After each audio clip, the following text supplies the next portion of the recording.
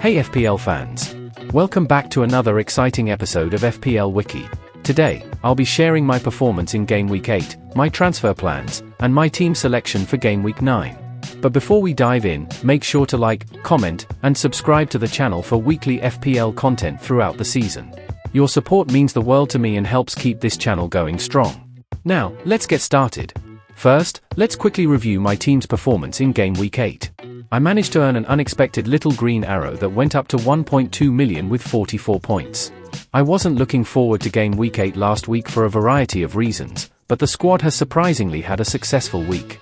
With Jørgen Strand Larsen and Gvardiol, two of my differentials getting attacking return. Mark Flekken made Game Week high 9 saves when Brentford lost 2-1 to Manchester United at Old Trafford for a total of 4 points.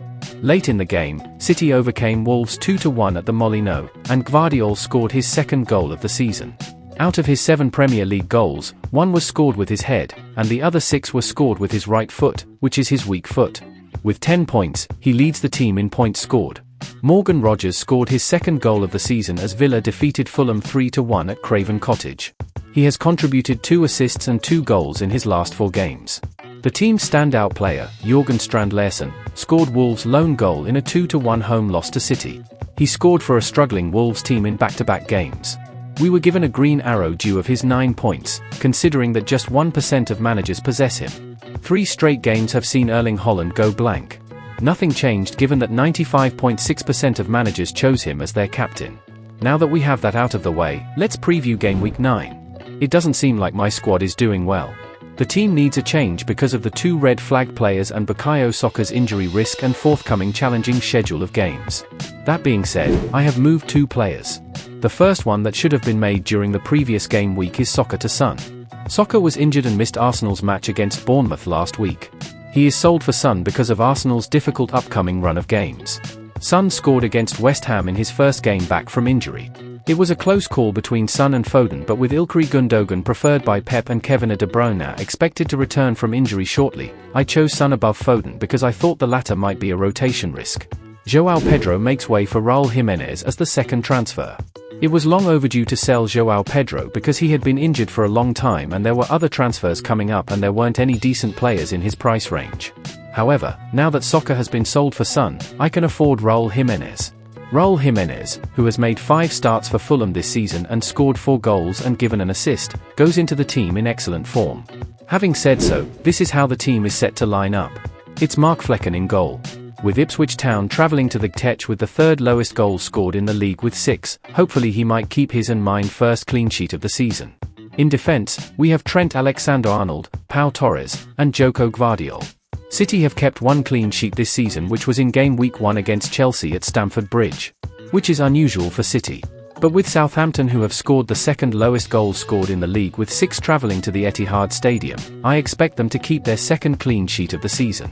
In midfield, we have Bryan Mbeumo, Cole Palmer, Son Heung-min, Morgan Rogers, and Eberechi Eze. Bryan Mbeumo was remarkably quiet against Manchester United. He managed only 0.03 expected goals, the fewest expected goals he has registered so far this season. However, I expect him to return to his typical form of play when he plays at home against Ipswich Town, who have given up the 3rd highest number of goals this season with 16. Chelsea and Cole Palmer are having a challenging schedule.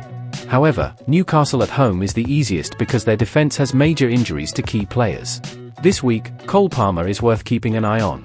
This week, Son joined the team as a new member. He scored in Spurs' 4-1 victory over West Ham and appeared dangerous and well recovered. Tottenham will play Palace at Selhurst Park. Eze has no attacking return in his last 5 games, however in his next 3 fixtures he will face Wolves away and Fulham at home, so I'm still holding out hope for him. The front 2 are Raúl Jimenez and Erling Haaland. Since joining Fulham's starting lineup, Raúl Jimenez has been playing well. He leads the squad with 5 goal contributions, including 4 goals and an assist. I have included him in the squad for his next 4 games against Everton, Brentford, Palace, and Wolves. Southampton making their way to the Etihad once more, I am captaining Erling Haaland. I haven't pulled the trigger yet, but I might even triple captain him. Quick reminder, if you're enjoying the content, give this video a thumbs up and share it with your fellow FPL managers. Your support helps us grow and bring you even better content. Also, let me know in the comments who you are captaining this week and why. I love hearing your thoughts and strategies. Thanks for tuning in. If you haven't already, subscribe to FPL Wiki for all the latest FPL tips and tricks. Don't forget to like and comment below with your thoughts. Follow me on X for updates and live reactions. There's a lot of exciting FPL content coming up, so make sure you don't miss out. See you next time, and may your arrows be green and your transfers be wise.